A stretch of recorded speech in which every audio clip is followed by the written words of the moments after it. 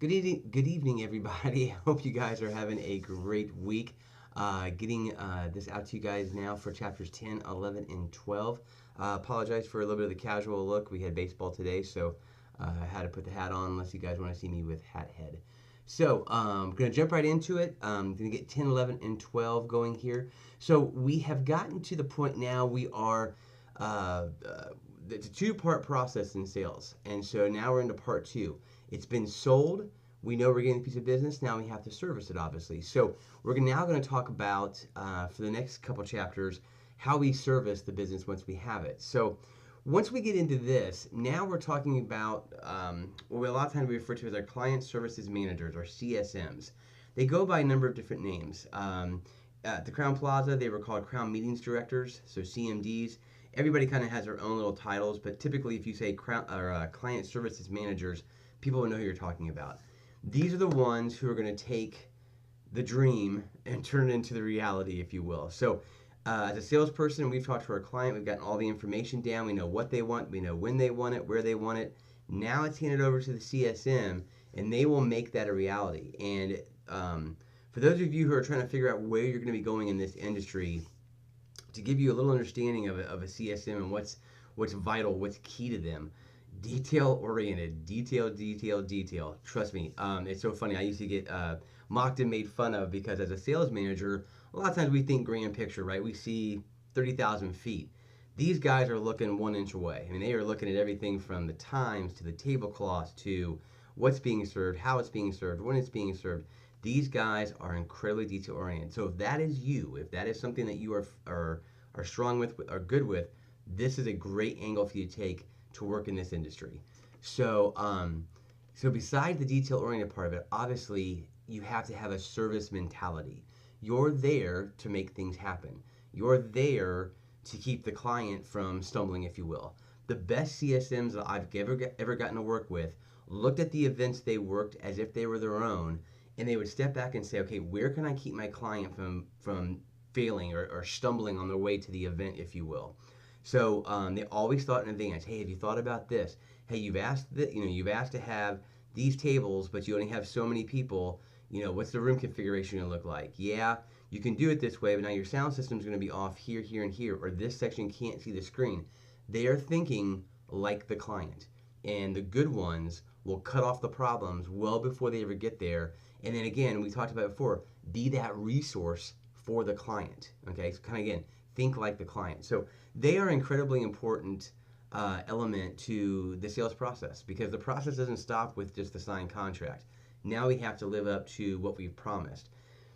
It was probably one of the greatest adjustments I had to make when I came into this industry almost 12 years ago.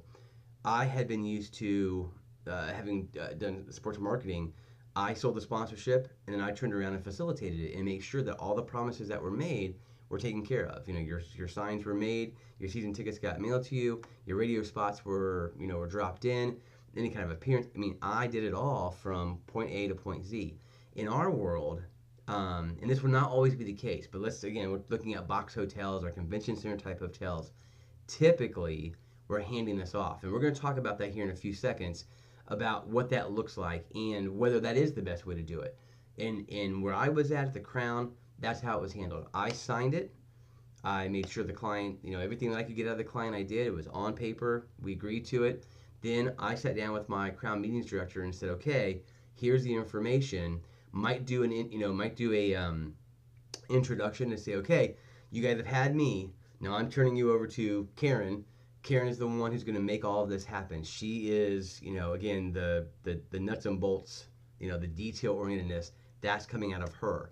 And I would probably introduce our client with our CSM, and then I step out of the picture. Now, I'm not always gone, but my role at the hotel was to sell. So once Karen and my client had gotten together, the relationship had started, they had everything together they were going to work on, I stepped away. Could always be called back into it if there was some kind of confusion in the contract, if something maybe was promised but wasn't written down there to clarify any of that. But again, really, once everything was signed, I kind of got hands off and got back to the selling aspect. And a lot of the hotels do work it that way, where salesmen sell and your client services service. And like I said, they do come together. We do talk. We do work through things, but each one has a separate responsibility to the client and then obviously for the hotel. So again, so let's go into that. Who services? The book's going to talk about different views that people take. You know, the one is that you book it and you cook it. Okay, you'll hear that terminology, which means you signed the contract, you sold it, and then you're going to facilitate it because you're going to live up to your promises. A lot of your smaller hotels, that's exactly what's going to happen. If you're at a select service property, you are most likely not going to have a customer service manager. You are the customer service manager. So if I'm working for the Holiday Inn Express and Suites in Edwardsville, Edwardsville, Illinois, and I sign a meeting on, most likely, you know, now they have a sales coordinator. This is a hotel of mine. They have a sales coordinator, but in a lot of cases, the sales manager will book it, will make sure everything gets put in the system, and then they'll be the one that services that piece of business as it comes in. Now, it could be handed off to a sales coordinator, and again, all this terminology, all these titles can mean different things. In their world, a sales coordinator acts a lot of times like a client services manager, a CSM. But again, I'll give you another example. Mount Vernon, Illinois. We have a Springfield Suites. She is it. She is the entire sales team. So when she books it, then that meeting comes in. She has to make sure the meeting room is set up. She has to make sure if they had AV, it's already there. If they were catering food in, she's going to make sure she works with, you know, her front desk staff to make sure that when the catering comes in, it gets put to the right place. She's doing all the nuts and bolts on top of having already sold it. So that's one way of looking at it. The other one is that once the sale's made, as I described what we did at the Crown, sales manager gets out of the way, lets the client service manager do their thing. There's also what they call a middle of the road approach, in which salesperson generally steps aside after the greeting of the group and tries to rebook the business on the last day. That's probably pretty typical too. Even though I'm stepping away from the client, from the services side, I'm not in contact with them. Obviously, I want to make sure that things are going smoothly. I want to thank them for the business. When they're on site, I definitely want to be there to greet them, to say hello, another thank you. And then at the end of it, ask about, hey, how did things go? Were there any concerns? Did we come up short anywhere? Did we knock out of the ballpark anywhere? And again, getting that kind of feedback. And then, yeah, the last question usually is, hey, can we have you back? Are you doing this again next year? Do you have another one coming up in a month? What's your, you know, what's your schedule look like for your meetings? And can we do this again? So, like I said, in general, what a lot of the hotels, especially the convention size hotels, you're going to have a sales team and you're going to have a services team. So, so along those same lines, you know, we talked about what could the title be like, and the book does a great job of kind of going through where people can come from who do client services, and then who can be involved in client services. And so, again, just to kind of reiterate what the book says. Director of Convention Services Managers, Coordinators. Again, sales coordinators could become Convention Services Coordinators. You've got exhibits at your bigger hotels, so you're going to have an arm there where they may come in, and if the client's actually having a show, then they become an extension, if you will, of your CSM, and they're going to say, okay, we're going to handle this aspect of it.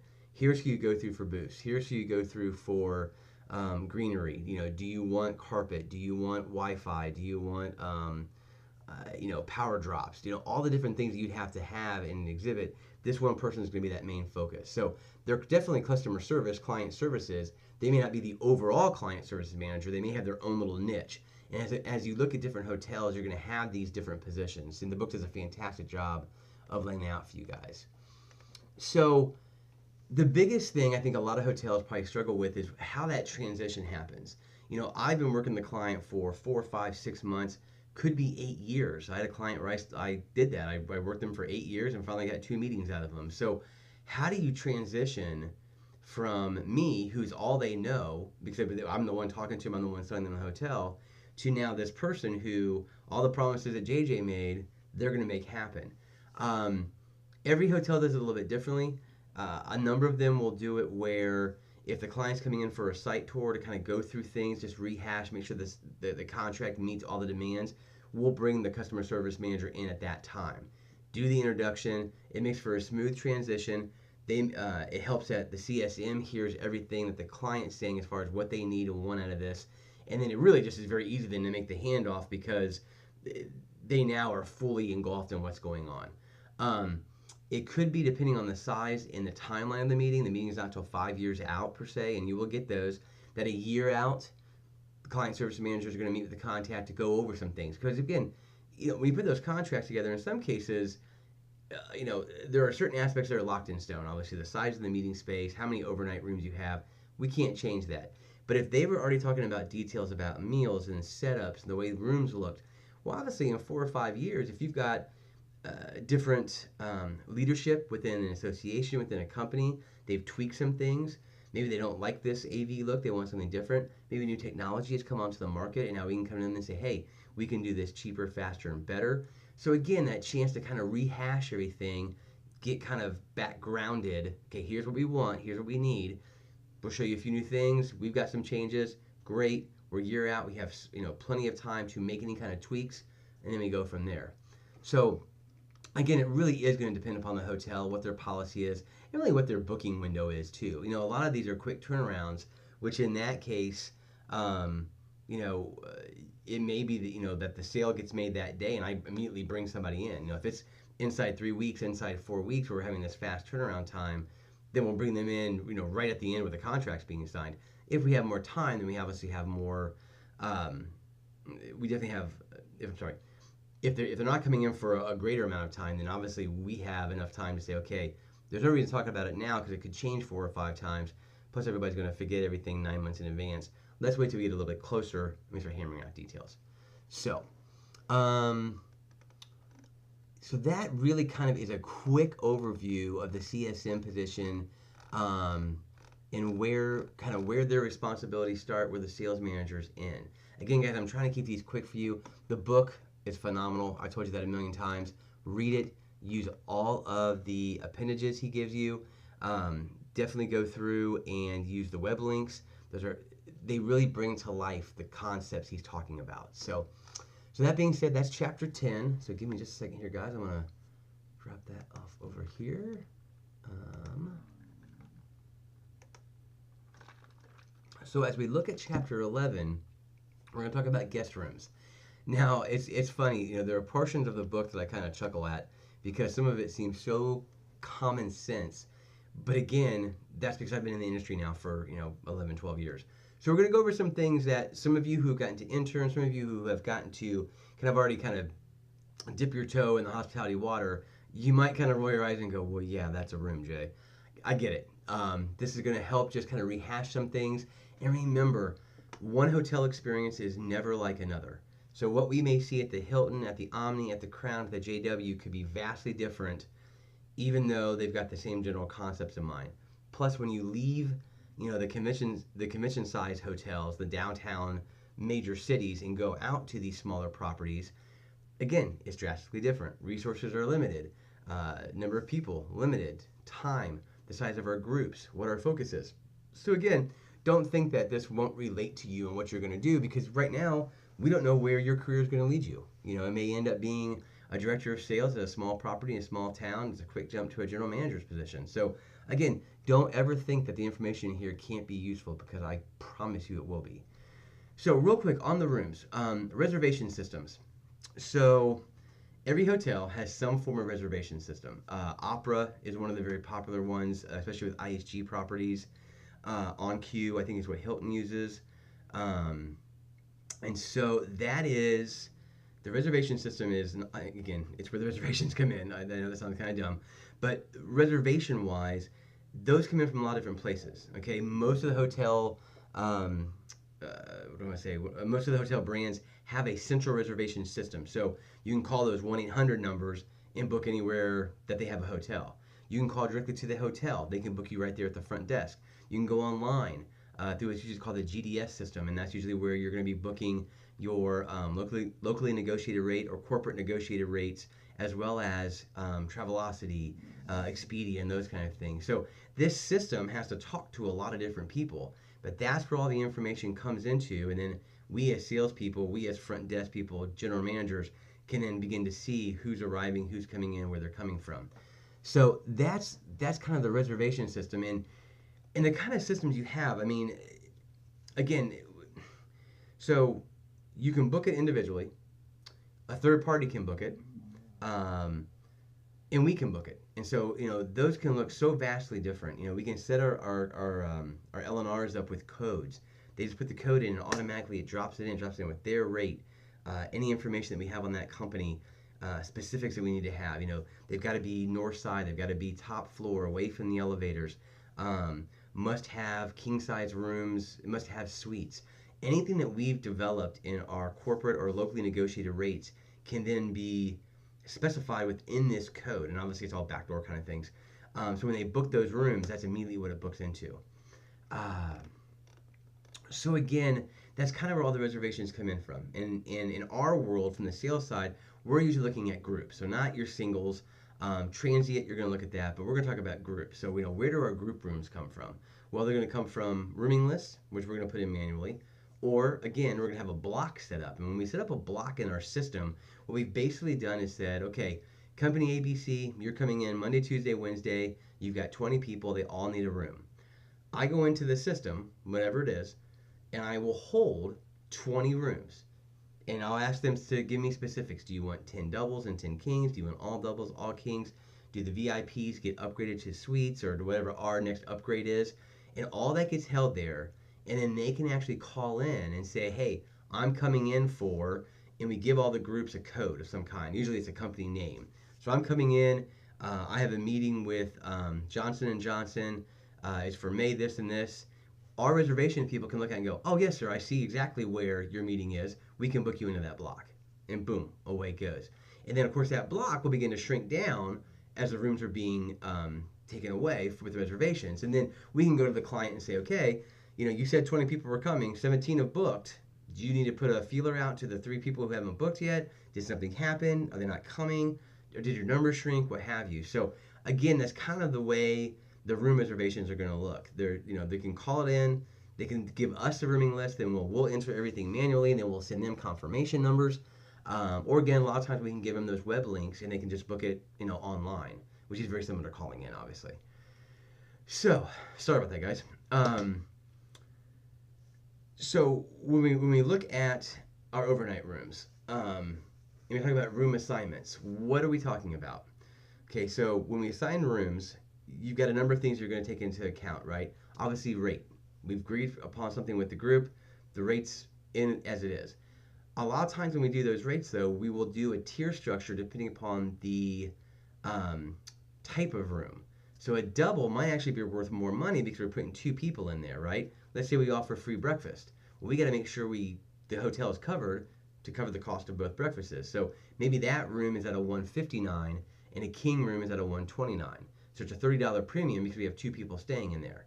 So that can be different in the rate structure. Again, if we're going to have VIPs coming in, we're going to upgrade them. So we've got king club rooms. Those king club rooms go for $179, but they get this amenity and this amenity and this amenity. So, you put so many of those in the group block as well.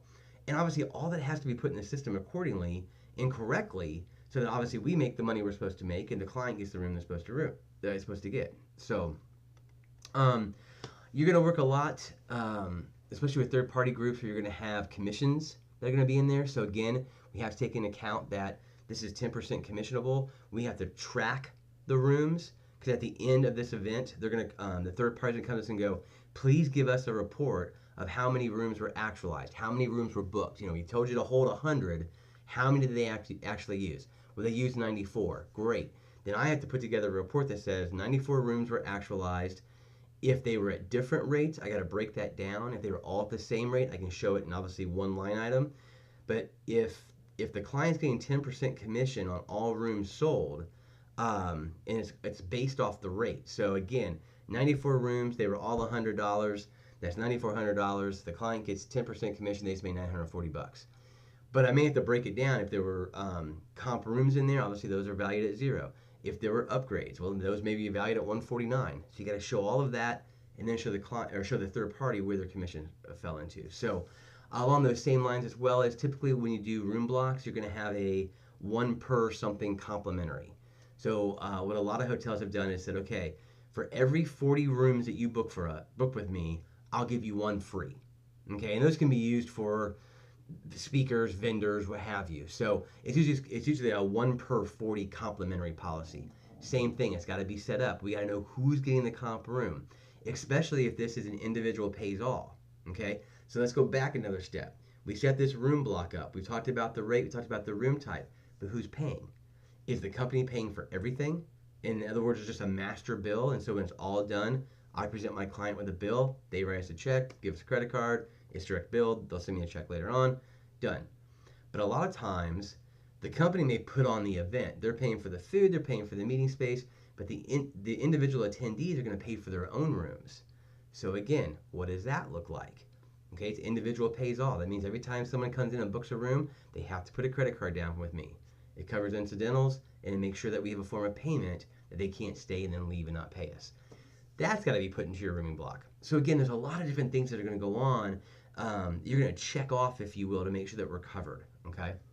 So we already talked about VIPs. Obviously, we definitely want to make sure that if they're being upgraded or we have presidents, CEOs, it's a guest speaker that's well renowned. We want our people to know about it. We want to make sure the client knows that we're taking care of them the way they've asked us to.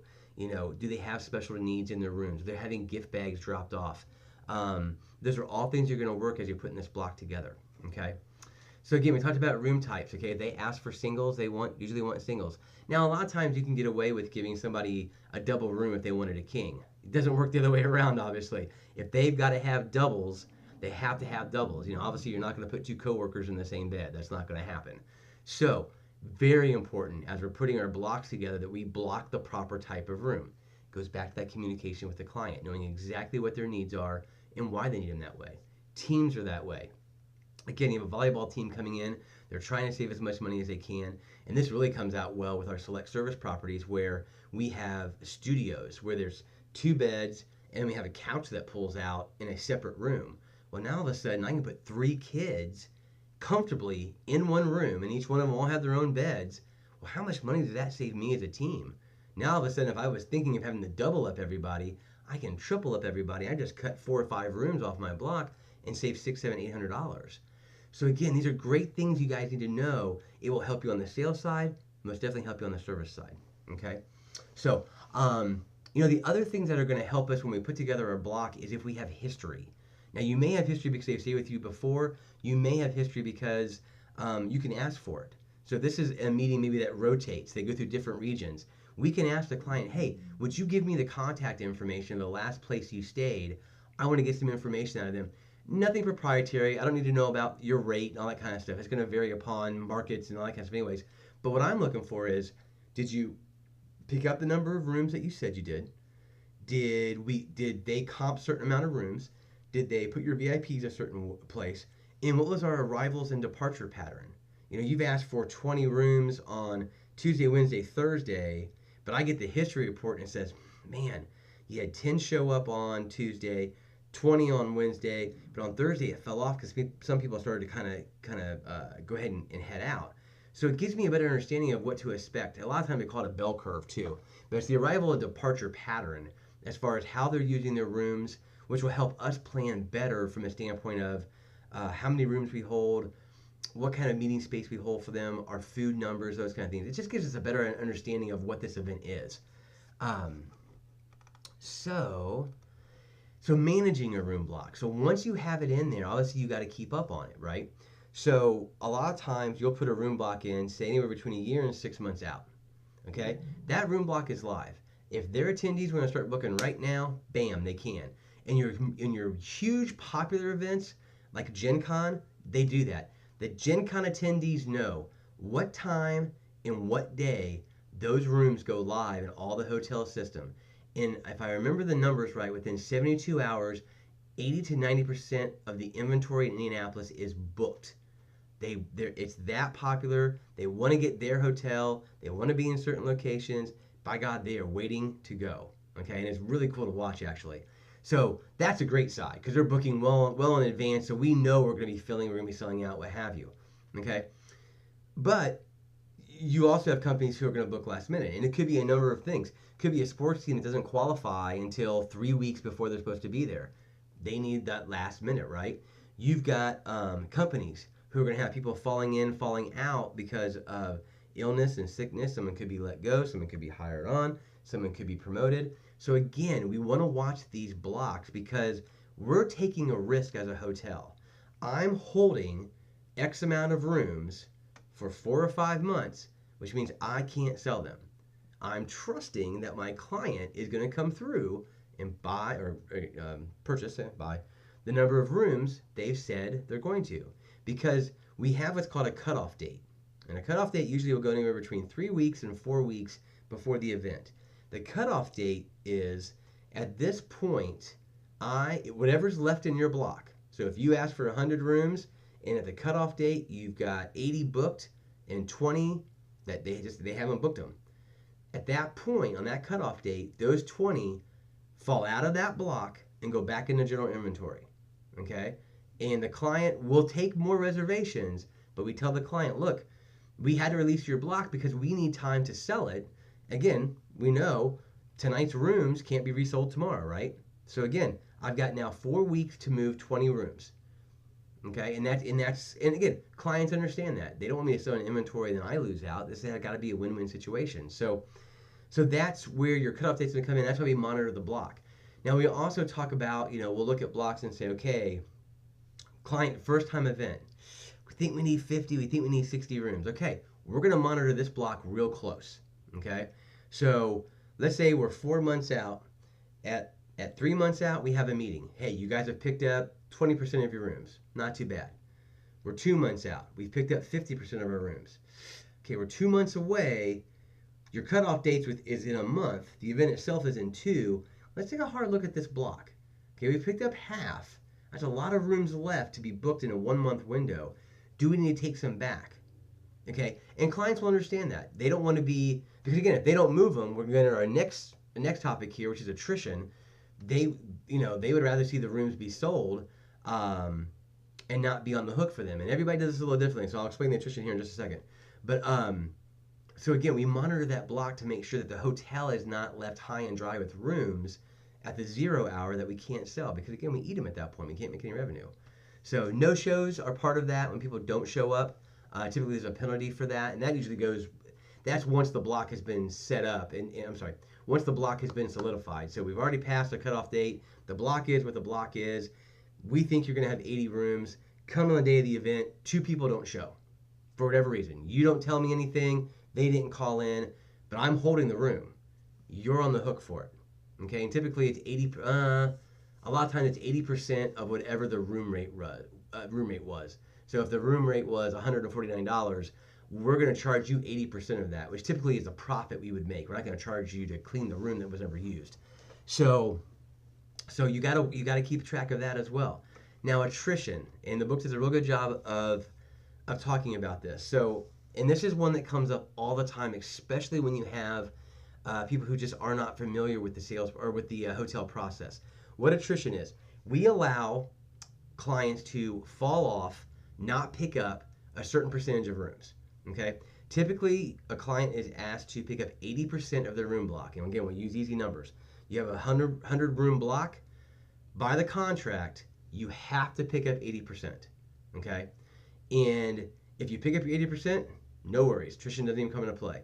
If you don't, what this means is you had contracted to pick up at least 80%. You picked up 70. There's 10% of the rooms. In this case, we're going to use 100 room nights. So there's 10 rooms that you had contracted that you're going to pick up that you didn't. They have to pay for those. Even though they're unoccupied, even though they're not being used, they contracted with us to hold them. We did that. We met our promise. They promised to pick them up, and they didn't. Therefore, they're going to pay it. And the attrition usually ends up being, again, you're not paying the full price of the room. I want to say we always used 80%, which was the revenue we would have made off the room. Again, not charge them to clean the room that wasn't used. So that is one that has to be explained up front. And guys, I can't begin to tell you how many times I saw sales managers run into problems because attrition wasn't explained in advance. So, important stuff. Oh, boy. Sorry, guys. The one other thing I want to touch on, and we've touched on this a little bit already, the influence of technology. And guys, it is amazing now how people can book rooms, and I'm sure all of you are familiar with this. If you haven't done it yourself, you've seen it in other classes. I can pick up my cell phone right now and book a hotel room. Again, check right in, be done. It didn't go through anybody. I didn't talk to a sales manager. I didn't talk to a front desk agent. I just did it. I actually saw a hotel years ago, and I'm sure this is now commonplace in certain areas, but they were beta testing a system where everything was done by the phone. I made the reservation. When I got to the hotel, they had kiosks. I checked in with my phone at the kiosk. The computer system gave my phone the whatever the code was for my door, so my cell phone became my key.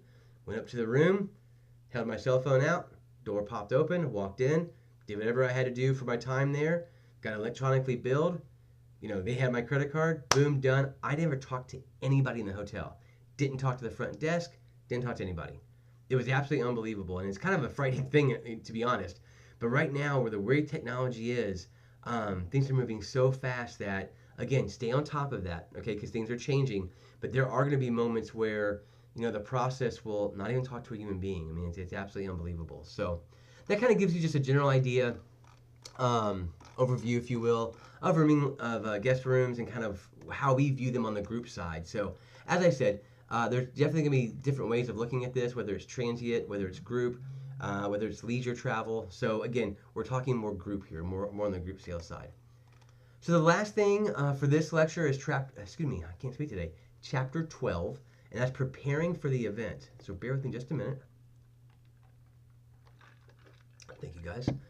So when we're having an event, we talked about how detail-oriented our CSM people are, okay? So you're going to have a number of meetings. And again, as a sales member, you probably won't be invited to these. It's usually the client and the CSM. And if there's any kind of disagreement on something, you might get brought in to clarify something. Whether it's something I promised, whether it's something that the client is saying I promised, what have you. That's where we kind of come in and help explain some things. So you're going to have what they call a pre-con.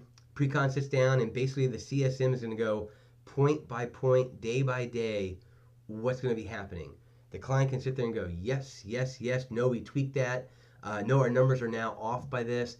And we take notes and we make adjustments. That pre-con can be done a month in advance, a day in advance, what have you. It just depends upon the size of the event and what the policy really is of the hotel. Usually prior to that or in relationship to that, you're going to have a resume created. The resume is what gets passed to the rest of the hotel. It basically is a synopsis of what that event is. These resumes, again, can be a page long. They can be 20 pages long. It depends upon the size of the event. Who gets a resume? Again, depends. Your restaurant could get it because you're going to have a lot of people on site and they don't have any meals. So we know the restaurant's going to get slammed. Front desk is definitely going to get it. They got to know when the high volume is going to be coming in for check-in and check-out. They need to know that everybody who checks in gets a gift bag from Rolls-Royce. All those kind of specifics are going to be in your resume. Banquets is going to find out, here's when we serve this food, here's how the room is going to be set up, here's our layout, here's the tablecloths we're using. I mean, every little detail you can imagine that the CSM has worked on goes into this resume and then gets disseminated to the different departments that affects. It's an incredible document. It takes a great deal of time to put together. One of the things I should have told you as well is if you're looking at becoming a client services manager, long hours.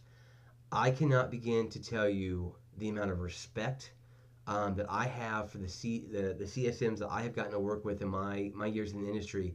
They are so hardworking. They're dedicated. Again, the detail oriented, and there are some long hours. So just keep that in mind. I mean, it is a very rewarding position, but it also is one that can zap you pretty quickly as well. And you want to make sure you're with the right hotel who understands, hey, you were here from 8 a.m. to midnight last night. Come in tomorrow at noon. Balance your work-life balance, if you will. So keep that in mind, guys. Again, we went from a resume. We'll also come down into what's called a banquet event order as well, or a BEO. And these are typically used within a meeting structure and or a lot of times food and beverage structure. And the BEO is going to go to that catering department and say, again, here are your details, guys. Everything from the room layout to the decorations to the type of food. Hey, we've got 4 vegans, we've got 4 vegetarians, and here's where they're sitting at to make sure they get those kind of meals. Again, it's the marching orders basically for all of our line level employees who are going to be hands-on servicing this group. So, we talked about a little bit before, and the book does a good job. Communication, guys. I can't even begin. In this role that I have now, it is one of the things I discuss, if not on a weekly, on a daily basis with my sales team. And they're smaller hotels. We're talking about 5-man teams. You go to the JW, you go to the Hilton, you go to the Hyatt downtown. You're talking about 100 people teams, right? Communication is huge, whether that is face to face, whether that is by email, whether that's the details that are going to go into the resume, into the BEO.